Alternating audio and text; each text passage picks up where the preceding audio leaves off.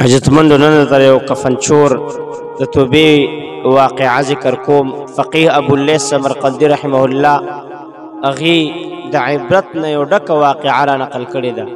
یوه ورځ حضرت عمر رضی الله عنه د نبی علیه الصلاة والسلام دربار ته حاضر شو، جړلې.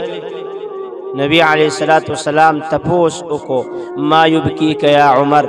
اے عمر ولې جاړې؟ جواب یې ورک اے د الله رسوله صلی الله علیه وسلم چې راتلم نو په دروازه کې مې یو ځوان ولیده، د یو ګناه په وجه ډېر زیات جړل، د هغې په وجه باندې مالم جړا راله. نبی کریم صلی الله علیه وسلم وفرمایل ورشه هغه ځوان دننه راوله. کله چې ځوان دننه راغی پیغمبر علیه الصلاة والسلام دې تپوس وکړو ما یبکیک یا شاب، ای ځوانه ولې جاړې؟ هغه جواب ورک وی ډېره غټه ګناه مې کړې ده او د هغه جبار ذات نه د الله نه یریږم چې سخته سزا به راله راکړي. نبی مهربان صلی الله علیه وسلم ته تپوس وکړو اشرکت بالله یا شاب، ای ځوانه د الله سره د شرک کړی دی څه؟ هغه ویلي نه. نبي اسلام بیا تپوس وکړو اقتلت نفسا بغیر حق، آیا تا په ناحقه باندې څوک وژلي دي؟ هغه ویلي نه. نبی علیه الصلاة والسلام ورته فرمایل فإن الله يغفر ذنبك ولو كان مثل السماوات السبع والأرضين السبع والجبال الرواسي. وی که چېرته ستا ګناهونه د اوو اسمانونو او د اوو ځمکو او د دې مضبوطو غرونو برابر هم وي که نه، نو بیا هم درته الله معاف کوي، بیا هم الله معاف کوي. هغه ځوان ورته وویلي ای د الله رسوله زما ګناه د دین هم ډېره غټه ده، د اوو ځمکو اسمانونو هم غټه ده، د دې غرونو هم غټه ګناه مې کړې ده. نبی مهربان صلی الله علیه وسلم وفرمایل ذنبک اعظم ام الکرسی، ستا ګناه غټه ده او که کرسی غټه ده؟ د الله کرسی غټه ده؟ هغه جواب وکړي زما ګناه. بیا نبی علیه الصلاة والسلام تپوس وکړو ذنبک اعظم ام العرش، ستا ګناه غټه ده یا عرش لوی دی؟ هغه ویلي زما ګناه. بیا نبی مهربان صلی الله علیه وسلم تپوس وکړو ذنبک اعظم ام الهک، ستا ګناه غټه ده او که الله پاک یعنی د الله عفو غټه ده؟ ستا ګناه غټه ده که د الله معافي، د الله عفو، د الله درګذر دا غټ ده؟ هغه ویلي الله خو ډېر لوی ذات دی، الله خو ډېر لوی دی، عفو او درګذر هم ډېر لوی دی، بخنه ډېره لویه ده. نبی مهربان صلی الله علیه وسلم ورته وفرمایل فإنه لا يغفر الذنب العظيم إلا الله،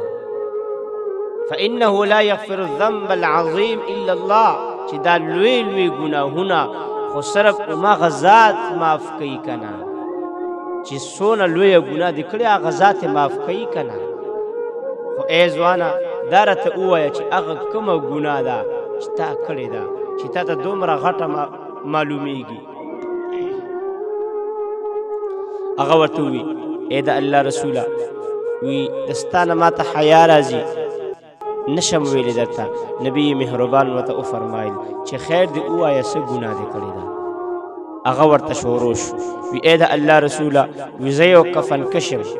کفنونه د مړو نه پټوم وباسم، د اوو کالو نه دا کفنونه پټوم د مړو نه وباسم، اووه کاله مې وشو، هغه وباسم د مړو نه او بیا خرڅوم. کوم ځای کې چې مړي وشي نو زه ورشم قبر کولو کم او هغه کفن د مړي نه راواخلم او هغه ځان له خرڅوم. اووه کاله مې وشو. نو یو څو ورځې مخکې د انصار یو جینۍ وفات شوه چې کله زه د شپې کفن ویستلو دپاره ورغلم او کفن مې ترې نه راوویسته، را روان شوم چې سلک شانتې مزل مې وکړو نو شیطان را باندې غلبه وکړه، دوباره ورغلم او د هغه جینۍ سره مې زنا وکړه. چې کله ترې نه را روان شوم نو هغه جینۍ را پسې آواز وکړو وی افسوس دې په تا باندې ځوانه، آیا ته د قیامت د هغې ورځې نه حیا نه درځي په کومه ورځ چې به الله د فیصلې دپاره کرسی ولګوي د ظالم نه به د مظلوم دپاره حق اخلي تا خو زه د مړو په ډله کې بربنډه پرېښودم او په دې دې مجبوره کړم چې د قیامت په ورځ د الله په دربار کې د جنابت په حالت کې ودرېږم کله چې نبی علیه السلام دا خبرې واورېدې ډېر زیات غصه شو او دې ځوان ته وفرمایل چې ای فاسقه اوځه زمانه نو دا ځوان راووته او یو غر طرف ته لاړو هلته په اخلاص باندې توبه وویستله او 40 ورځې الله پاک ته سوال او زاري وکړله کله چې 40مه ورځ شوله نو دې ځوان سر اسمان طرف ته اوچت که او دعا یې وکړه ای د آدم او د حوا بیبي ربه که چېرته تا زما توبه قبوله کړي نو دې خبر پیغمبر علیه السلام او د ده ملګرو صحابه کرامو ته ورسوه او که نه دې وي قبوله کړي نو بیا د اسمان نه اور را نازل که ما پې دلته کې وسوځوه خو د آخرت د اور نه راته نجات راکه د آخرت د اور نه مې وساته ربه بل طرف ته حضرت جبریل امین نبی کریم صلی الله علیه وسلم ته راغی سلام یې ورته پیش کړ او عرض یې وکړو چې ای د الله رسوله په تاسو باندې الله سلام وایي نبی علیه السلام د سلام جواب ورکړ بیا جبریل امین عرض وکړ ای د الله رسوله الله پاک فرمایي انت خلقت الخلق آیا دا مخلوق تاسو پیدا کړی دی نبی علیه السلام جواب ورکړ چې نه بلکې الله زم پیدا کړی ما او دا مخلوق هم پیدا کړی جبریل امین دوباره تپوس کوي انت ترزقهم آیا دی مخلوق ته رزق تاسو ورکوئ نبی مهربان جواب ورکړ چې نه بلکې الله ما ته رزق راکوي او د تمام مخلوقات ته هم ورکوي جبریل امین علیه السلام په دریم ځل عرض کوي چې الله پوښتنه کوي انت تتوب علیهم آیا تاسو د مخلوق توبه قبلوئ نبی علیه السلام جواب ورکړ چې نه الله پاک زما توبه قبلی او د دې مخلوق توبه الله پاک قبلی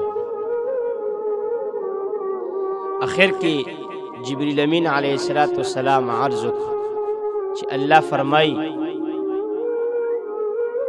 تب علی عبدی فانی تبت علیه ته زما د بنده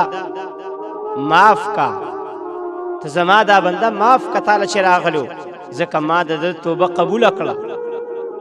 ځکه د ما ته ډېر زاري او او ډېر جړاګانې ما ته کړي دي او په اخلاص یې راته توبه ایستې ده نبی مهربان صلی الله علیه وسلم هغه ځوان راوغوښته او زیر یې ورکړه چې الله پاک ستا توبه قبوله کړه محترمو مسلمانانو تاسو دې ته سوچ وکړئ چې دې ځوان نه څومره غټه ګناه شوې وه خو چې په اخلاص یې توبه ویسته که نه او الله ته متوجه شو نو الله پاک یې توبه قبوله کړه زمونږ ګناهونه هم خو ډېر دي په هر ګناه باندې خو په ډاډ باندې ورځو بې اسرې پې ورځو خو بیا د خپلو ګناهونو رب ته توبه وباسو الله پاک په یقینا زمونږ توبه قبوله کړي